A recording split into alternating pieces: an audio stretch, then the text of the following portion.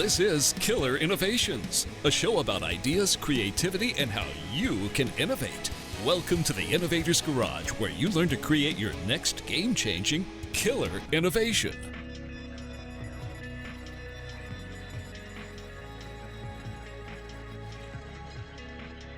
Welcome to Killer Innovations. I'm your host, Phil McKinney. We are back here in the studio. As you know, last week's show, we actually did that from the road. We were in Austin, Texas, in the new mobile studio. I've spending a little bit of time in Austin, looking at the innovations and startup community down there. We're going to be going back down to Austin here, maybe before the end of the year to do a whole series of shows and interviews. There's a lot going on down in Texas around innovation, technology, startups, etc. So you're not going to want to miss those series of shows. So had a great time. Hope you enjoyed last week's show from the road. That was the very first show that we've done from the new mobile studio. You may remember the old one. This is the brand new mobile studio. I think I've posted some pictures of the new studio over on the Facebook page or over on Twitter. You can check those out and take a look at what the new studio looks like. It's still a work in progress, but we're probably 85 or 90% there with that. So most recently, as you know, we've been doing on and off kind of a series of healthcare, medical guests and shows and topics. If you're not familiar, Kim McNicholas, who actually sits in my chair every once in a while when I need to take a break. Kim is an Emmy Award-winning journalist, formerly with Forbes. She has regular appearances on Fox, etc. And Kim has her own show called Kim on Innovation. Kim has also most recently been focusing a lot on healthcare and medical, so I would encourage you to go over and check out Kim's show. You can find it over at theinnovators.network, or you can just search for Kim on Innovation. I would encourage you to check that out. She just recently did 2 shows with a lot of topics, interviews with medical professionals, healthcare professionals, dealing with all of the issues today that we face in today's world. But also advancements in medical devices and medical technologies, which then leads us to today's show here on Killer Innovations, and that is a topic around medical devices. Now, many of us with COVID, we've avoided going into doctor's offices or dentists or whatever because of not wanting to run the risk of getting COVID. So there's been a lot of telepractice procedures, dealing with, talking to your doctor if you got the sniffles or need a prescription refilled or whatever. But part of that challenge, though, is doctors can't do complete physicals with these telepractice procedures. And so there's a development of, and has been for quite some number of years, about all these medical devices that not only improve doctors' abilities, but also can be used today or in the future by patients at home who can, in effect, transmit data or share data with their medical professionals to allow for remote healthcare. So that is part of the topic, but a much broader context of what we're going to be talking about today.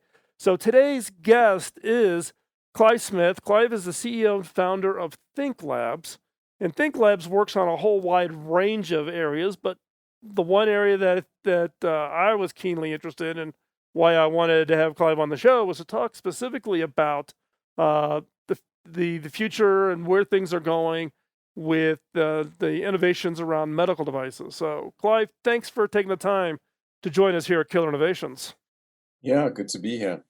So let's get started and let's introduce yourself to the guests. Give us a little bit of background on yourself. Yeah.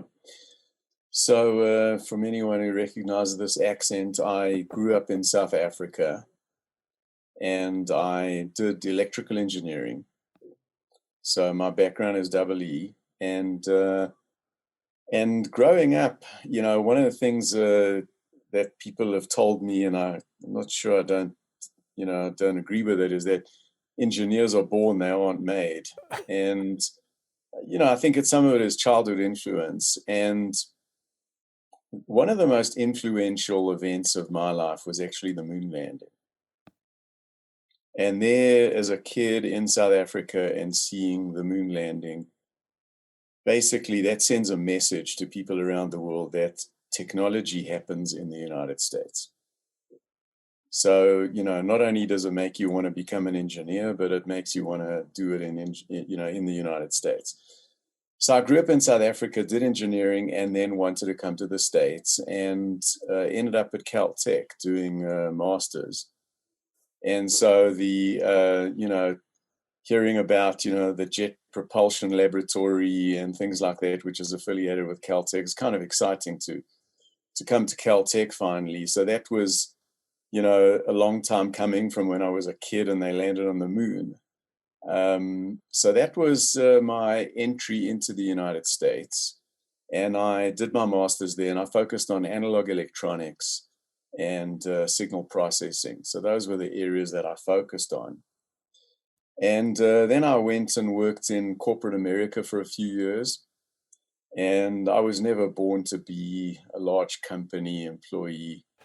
It wasn't in my personality from a very early age. So I think you're maybe born to be an engineer, and maybe you're also born not to be a very good employee. So I think that kind of got me going. So I spent a few years in corporate America, which is a great place to learn the right way to do things, and to learn how, organizations work and how they don't work. Both of them, they're both instructive. And then I went out and started Think Labs. And the idea was that it would be an incubator for ideas that I came up with, and incubators that other people's ideas. And I spent about a decade doing other people's ideas while I was looking at ideas that I was interested in. And I had also had a long-term interest in medical devices. Even as an undergraduate, in my senior year as an undergraduate in South Africa, I actually developed an electrocardiogram machine with one of the other students, two of us, in a project, and we actually won a prize for the best thesis in doing this electrocardiography project. It was an extremely ambitious project. And so I always had this long kind of history of wanting to do medical devices. Most of my friends from school ended up going to become doctors. So I was just surrounded by doctors everywhere. My brother's a cardiologist. So kind of marrying engineering and cardiology, or engineering and medicine, was kind of also in the cards. So a lot of these things have roots that are very deep and very long-term, which is what I found in business as well, is that some of the relationships that you end up cultivating they take shape over a long, long period of time. A lot of them are old friendships. By the time you do business with someone, you might have known them for 10, 20 years. Mm-hmm. So I think that people underestimate the long run in that respect. Well, that's anyway, interesting. So that was my beginning. Hey, Clive, that's an interesting point, because there's a lot of, I run into young entrepreneurs or whatever, and their level of patience is pretty thin. And I remind them, I'm like, if you really want to go from a raw idea through an innovation and bring it to market, you got to build it you got to have a lot of patience to build that. It's not I'm going to do it on a Monday and be launched on a Saturday. Now there's all those stories about overnight successes, but what you miss is all that history, that actually the inspiration, or in your case, the example you're giving is friendships. The people who can have just the right influence at the right time, who can contribute just the right elements at the time that they're needed. Yeah, I think things take a lot longer than people realize. A typical overnight success probably takes about a decade. Exactly. The overnight success is what we read about at the, when they really hit the success. But there's so much groundwork. And if you go back in the history of any super successful corporation, or just about all of them, you really see what a long march it's been, what a long slog it's been to get there. And, you go back and you look, like I remember when Blackberries were big, you go back and it's like, well, geez, when did Blackberry start? Well, they hit something, I don't know, it took them 20 years before, they were doing networks and other things. Nokia, hit the cell phone market, in the 1980s or something. They were making telephone poles in probably the end of the 19th century or something. Well, exactly, and that is the point, right? These things take a lot longer than anybody, can, anticipate. And even in my case, people have mentioned some product or technology I came up with, and I'm like, no, that was 15 years, 15 years of success. Hold this thought. We're going to be right back after this quick commercial break.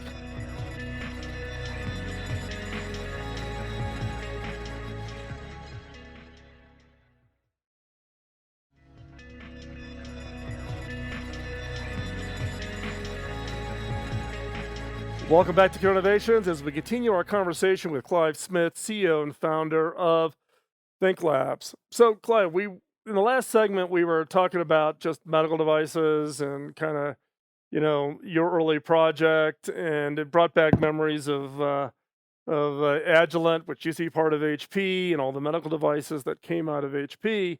Talk about where you picked up. Where did you go from the standpoint of working on medical devices that actually you were that came to market? Yeah, so I was doing, a variety of projects actually in signal processing and electronics.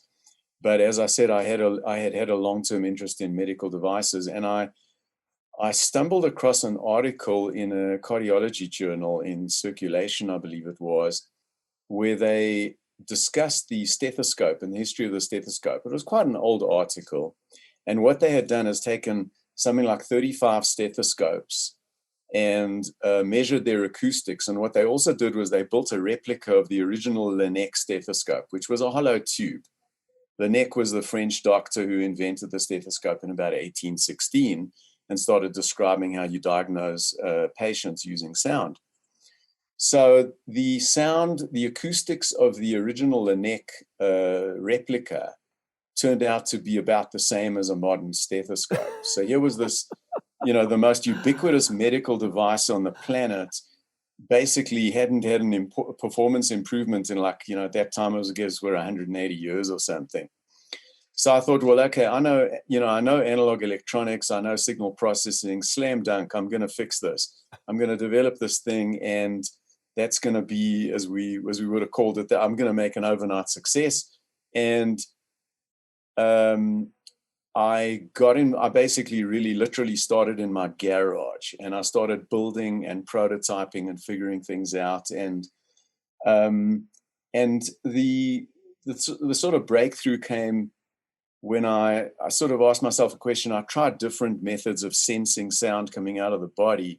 And eventually I asked myself the question of essentially, what is a stethoscope doing mechanically, and what can I do electronically? And so what I did was I basically made a sensor that senses the diaphragm moving. And to this day, we actually have a unique way of sensing the signal. I came up with a unique sensor. And it probably actually, given that you mentioned Agilent, they actually play into the story. What happened was that at the time that I was developing this technology and I had this prototype in a box, Agilent, HP actually at the time, it was 1999, HP private labeled a Canadian stethoscope, electronic. And I had been benchmarking this product with cardiologists against my prototype. And I had, found out that in fact what I had was far superior. And then the next thing, HP private labels it and becomes Agilent. And I called them up. They were in Andover, Massachusetts, the headquarters of HP Medical, as you well know. Right. And I called them up, and they said to me, well, you know what, the ink isn't dry on this contract. Why don't we wait a little bit? And we waited a little bit of time. It's always polite to look at other options for them. And I walked in there, and they said to me, anyone who's ever developed an electronic stethoscope has walked through these doors. Bill Hewlett actually asked when they bought the medical company, why isn't there an electronic version of a stethoscope? So they said this idea is it's as old as HP Medical. So we don't want to disappoint you. They listened to this prototype, and basically they'd never heard anything that good. And they actually ended up funding it. But while they were funding it and we were working together, they actually moved on and Agilent sold their healthcare division to Philips. Yep. Philips bought the healthcare division. Philips wasn't interested in stethoscopes. They got out of the business. And essentially, I had a contract with them that said, if you like what we do in the development process, you can license the technology, and then you go on your way, I go on mine, I go and develop more products. Anyway, they didn't have any interest in it, and the agreement that we had was that if they didn't go forward with it, I owned all the technology. They wouldn't get any license to it. So essentially, Philips bought them. Philips wasn't interested in stethoscopes. They were interested in ultrasound and imaging. I took all the technology and decided I would put it on the market myself. Interesting. I didn't know all that history on the HP side. That's yeah. So when did the first version of your stethoscope come into market then? So we showed it first at the end of 2003 at the American Heart Association in 2003, November was when we showed it. And my relationship with Agilent / Philips was over the 2001, 2002 timeframe, roughly. And so today, is it still fundamentally the same product, or what's been the lineage of it now? So the fundamental technology is still there, and it's still, at least my opinion and the opinion of our customers is that our transducing technology is still the best in the business. And so the fundamentals are still there. We had an initial product, which I took it to China. We manufactured it in China, and we sold that for some time. And then in 2013, as I was developing the new generation, I decided to actually bring the production in-house. So we went from Chinese contract manufacturing to our own production, not even American contract manufacturing, but American production. So you vertically integrated then. Yeah, we assemble, we do everything, and talk about vertically integrated. The ThinkLabs 1, our current product, I designed every single aspect of the product. I did the software, the hardware, the mechanical design, the packaging, everything. Okay. The problem is that some people refer to that as kind of a control freak innovator. Yeah, control freaks have a mixed record. I think Steve Jobs was a control freak. I think he did okay. I think Steve did pretty good. Steve Wozniak was also known as a control freak. He hand laid out all of his circuit boards. He would never allow for any automated tools to lay out his circuit boards. Woz always laid out his own. So yeah, the track record of control freaks is you can argue Elon Musk is a control freak. So there you go. Well, it's not you're in good company. You're in good company. Yeah. Not bad. I'll take it. So we're going to take another quick commercial break here. But before we go, one of the things I want to tee up for the next segment is for us to talk a little bit about what's been the experience with the customers. What stories have you heard from medical professionals, etc. My wife's a nurse. I bought her first stethoscope when she graduated from nursing school back in 1982. And you're right. It's probably the same stethoscope she probably still uses or had used up until she retired from nursing. Yeah, she's not going to thank you for mentioning the date. Yeah. Well, when you're our age, you just kind of get used to it. I didn't give you her birthday, but you can calculate it from that date. So when we get back, we'll continue this conversation. Don't go anywhere.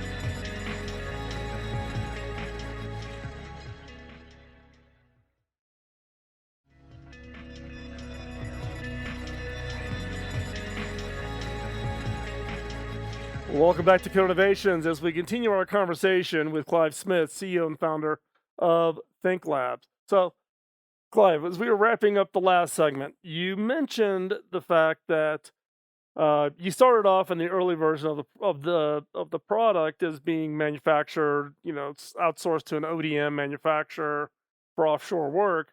but that you made that decision to bring all of that back in-house, to make yourself more vertically integrated. Now, what's interesting is that's the hot topic, in today's conversation with all the disruptions of supply chain and et cetera. But you did it, way before what now is turning into being the fashionable thing. What drove you to want to bring it back onshore? So that's a really good question. So largely what it was actually wanting to be able to innovate quickly. Hmm. When you deal with an outside manufacturer, outside manufacturers make their money on consistency. They get a process, they get it working well, and then they just want to crank out your project, your product. And that's how they make their money, is on efficiency. And when you're dealing with Chinese companies, their margins are generally quite thin, and they really need to keep things moving. So when you want to make changes, it's not that easy. There was one time when a major competitor came out with a new product, and we wanted to respond to that really, really quickly. And what I did was that I literally put a bunch of tools on the plane, and I flew to the production line in Japan, and in China, excuse me, and I actually sat down on the production line, and I trained the people on the production line to do the design change that we wanted. And we responded to this competitive change in the market probably within about, I don't know, 45 days or something. We had a new product on the market. But that is the exception. It's not that easy to change production when you're dealing with, outside manufacturers. So that was the main motivator. Another part of it was actually 3D printing. So 3D printing allowed us to do things and be flexible, because what happens is that so much of your design becomes software. Right. Your 3D prints are software. You can change things on your computer. Printed circuit boards are software. The software, embedded software, essentially you've got something that can be very, very rapidly changed. So that was the main driver. It wasn't cost. People always think, or at least, the issue wasn't really that we were worried about the increase in the cost of something. And people, and then what happened was that we actually had, this is not a story necessarily about bringing things onshore, and that's a great story. And it's something that, we're gonna sing the praises of American manufacturing. It's a mixed story. And what I'm going to say, will probably frustrate some of the listeners, but what we found was that a lot of our supply chain in the United States couldn't do what we needed. Mm-hmm. We had suppliers who turned around to us in the United States and actually said to us, we can't meet your quality standards. We're not interested in meeting your quality standards. They're too high. So we had one supplier who essentially fired us for wanting, product that was too good. We took that component and went back to China with it, and we reduced the cost of that component by 80%. And the quality was really, really much higher. And so the thing is that there's sort of a mixed story in onshoring. So in terms of the supply chain, really what we ended up with was a global supply chain. We do assembly here, but you still have suppliers in China. Right. You still have long supply lines. You still have to work in a global environment. Some products are just not available in the United States, whether you like it or not. So we get components from Japan, we get components from China, we get components from the United States. So the supply chain is a complex web, and we really live in a global economy. No matter where you make something, you're still global. But I think, the point here, though, is the way I would describe you then is you really are you're not an ODM because you're not outsourced. So you really design manufacturing. You get your components, you design it, but you then procure the components and you do the manufacturing. You do the assembly, testing, quality control, packaging, ship from the US. So you're a design manufacturer. a correct, captured design manufacturer for your correct. business. Yep. Interesting. Interesting. So, talk a little bit about who uses your product. I mean, as you and I were sharing during the commercial break, um, I've never had a digital stethoscope be used on me. Yeah. Going to the doctor, specialists, whatever. I've never even seen one, albeit I've saw posts, and then I saw some information on yours, which is what Yeah. triggered you coming onto the show. But Mm. where are these being used at, and why are they not being more broadly adopted? Yeah. These are good questions. So the users run the gamut. We have physicians using them. So even though electronic stethoscopes people are still using conventional stethoscopes by and large, electronic stethoscopes are used by physicians who are particularly interested in listening to sounds. And Mhm. that's actually a minority, because the majority will just listen and they say, oh, something doesn't sound right, I'll refer it out for an echocardiogram, I'll refer it out for imaging study or something like that. So stethoscopes are less relied upon by physicians, but we still have a very loyal following of people who essentially believe in the physical exam. They believe that they can figure things out, and they want to use an echocardiogram to confirm what they heard, as Mhm. opposed to figure out, well, I don't know what's wrong with this patient, get an echocardiogram. So we have loyal doctors, we have nurses. Telemedicine is a big part Mhm. of where things are now. We What has been very interesting, and that I would emphasize in terms of startups and businesses, is how much you learn from being in the game, what you learn from just participating. Yeah. It's a contact sport. And so the thing is that you get your product out there and you start learning. So what we found is that we're sort of at a nexus, being, a long running electronic stethoscope manufacturer. We essentially hear from everybody in the same way as HP said to me, whoever developed an electronic stethoscope walked through our doors, because we're an electronic, medical electronics company. As a stethoscope company, we're at the nexus of a conversation with so many different users, and telemedicine is a big part of that. Going into COVID, we got into infectious disease management. You can't use a regular stethoscope in an infectious disease situation. Stethoscopes are actually known, conventional stethoscopes, to carry Yeah. fomites. They fomites. They carry disease from one patient to another. They've got pathogens. They're hard to clean. All that kind of thing. When in 2014 with Ebola, we got called on to help doctors listen to patients remotely when they were in an isolation room, when they were wearing PPE. So we learned about PPE and infectious diseases and all this kind of thing in 2014. Fast forward to March, COVID hits, and then essentially the whole world comes to us and says, we need to manage infectious disease, we need to listen. And we created what we call safe distance auscultation. We basically created the concept of using remote Bluetooth, listen to patients, put the stethoscope with a Bluetooth transmitter inside a Ziploc bag, put headphones onto the PPE so that you're sealed in, but you can still listen to things, use loudspeakers, all these kinds of things. So we are used in many, many different ways, unusual ways. Right. Yeah. What I was going to get to is this, telemedicine piece, right? Because there's all kinds of devices of, now you got these devices, you put your thumb on it and it gives you, a simple EKG. Now they've got Cardio's got a 7 lead you put on your leg, I guess, and Yeah, it six gives you lead. a Yep. 7 lead. So Yep. if you have a cardiac condition, your cardiologist can see a remote strip. Right. Blood pressure cuffs. Everybody bought, blood Yep. oximeters. And now you're just Yep. going to see more and more of these devices coming into the home.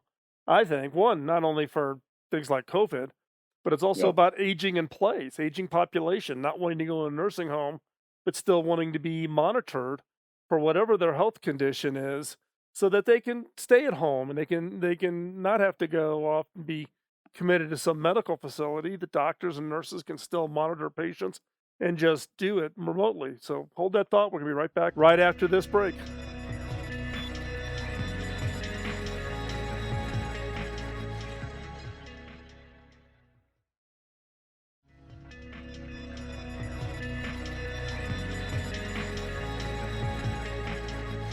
Welcome back to Innovations. I'm your host, Phil McKinney.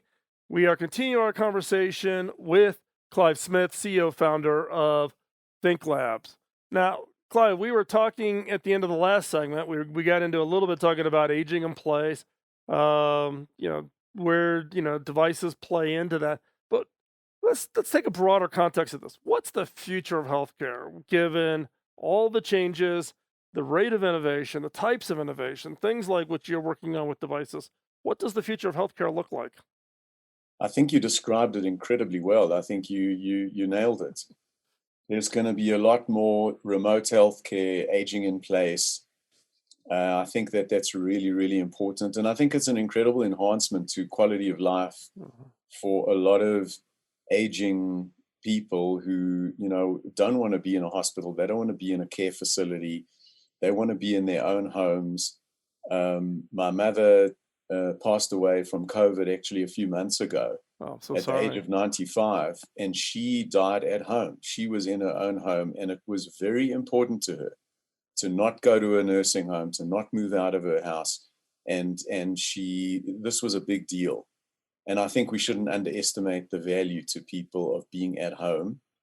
And so I think that basically the hospital at home is where a lot of the future is going. And this is not, COVID has accelerated phenomena that were occurring before anyway. So remote healthcare was occurring anyway, it Hmm. was accelerated. Telemedicine was there, accelerated. Remote monitoring, accelerated. Not wanting to go to the doctor, accelerated. Yeah, I agree. I think when you look at it's interesting, right? A lot of managers and leaders who like, oh no, I want employees in the office. We don't want to. All of a sudden now they got forced, and all of a sudden they're like, wow, we're actually more productive. We're able to do more. And I talked to doctors. I have a long-standing relationship with Mayo Clinic, and then talking with them about all their telemedicine. The acceleration. They were doing a little bit of it, but obviously now it's just everything is in the is in that telemedicine realm. And you talk Yeah, about I think aging in I place. think also, if I can Yep. interject, apropos of an organization like Mayo Clinic, I think you're going to see the breakdown of borders and the internationalization of healthcare. So Mayo Clinic, Mayo Clinic's already, I believe they've got clinics in the Middle East as Yes, well. Saudi Arabia. And they've got people who, historically have flown in on private jets to come to Rochester to, get the Yep. best care in the world. And you're going to see the internationalization and the breakdown of borders, and you're going to see healthcare will become a global industry where people can serve people across international borders. That's going to be a massive change. Well, and it's interesting because this is a conversation that I had with Mayo back when I was at HP, because we were doing some projects with Mayo around telemedicine using a technology that HP had called Halo. But Mayo ran into a problem because doctors licensed in Minnesota could not practice medicine in other states. So even though you were telemedicine, they couldn't practice, right? Well, now with COVID, a lot of the states just got rid of that requirement because it was preventing doctors from servicing, patients who needed access to healthcare. So I think Yeah. not only does this impact healthcare, I think it also impacts policymakers to understand that they got to keep up with the rate of innovation because things are changing at such a fast clip. Government rules and regulations cannot keep up, and they've got to Well, find a way to policy, pick yeah. that pace up. Right. Policy always follows technology, right? Self-driving cars are going to have to adapt the rules. Right. Uber just plowed right over regulations on taxi companies. Airbnb goes in. Policy always has to follow, and legislation always has to follow, and the licensure of doctors will follow. Yeah, and it's interesting because my daughter is a speech language pathologist, and for the last 7, 8 years, 100% of her practice has been telepractice. Her clients are in Bangkok, Philippines, Hong Kong, Rwanda, Africa. So she does Wow. her things remotely, and she's been testifying and speaking around the country for years trying to get policymakers to change. Boom, COVID happens. Whoa, Right. policy change. Sometimes you Yep. need those outside kind of disruptions. She's ahead of the curve. Yeah, she definitely was ahead of her curve and learned a lot along the way. But it's actually been great equipping her, but also she's been helping others now. She actually teaches other SLPs on how to do telepractice with school systems and et cetera. But it's hard when all of a sudden you got to go from 0 to 100 overnight. So, hey, Clive, this has been a great conversation. I really do appreciate you taking the time to come and join us here on the show. If people want to keep track of what you're working on and the products that we talked about today, where's the best place they can follow you at? Yeah, so I don't tweet. They can come to our website and they can visit thinklabs.com. That's think as in using your brains, and laboratories, LABS, labs as in laboratory. So thinklabs.com is our website, and they can find us there. Great. Hey, and Clive, again, I really do appreciate you taking the time. It's been a great conversation. Very, very insightful. And I wish you and Think Labs the best of luck. And I'm going to be keeping my eyes open at my doctor's office and pushing them to step up on their technology curve. Thanks again. Thank you. Thank you. Been great being here. So as we wrap up today's show, I wanted to, again, remind you all the show notes, all the information, links and that we talk about in today's show are available over at killerinnovations.com. The entire archive going back, we are now in season 16. We will start season 17 in March. It's coming up fast. It's amazing how these dates just keep clicking by. So the entire archive is there. Go over to killerinnovations.com. Right-hand side, you'll see a search bar. You can search for topics, guests, anything in the past. Check it out and have that. Also, would be remiss if I don't remind you, check out the blog over at philmckinney.com. That's more of where I share essays around leadership and thoughts and those types of things. And that's also where we post the show, 5 minutes to new ideas. So check that out. Also want to remind you, check out the Disruptive Ideation Workshop over at disruptiveideation.com. If you are interested or your team's interested in learning some of the skills to really step up the innovation ability of your organization, you want to check that workshops out, disruptiveideation.com. With that, we're going to wrap up today's show. Appreciate you taking the time out of your busy schedule. We'll talk to you next week. Bye-bye.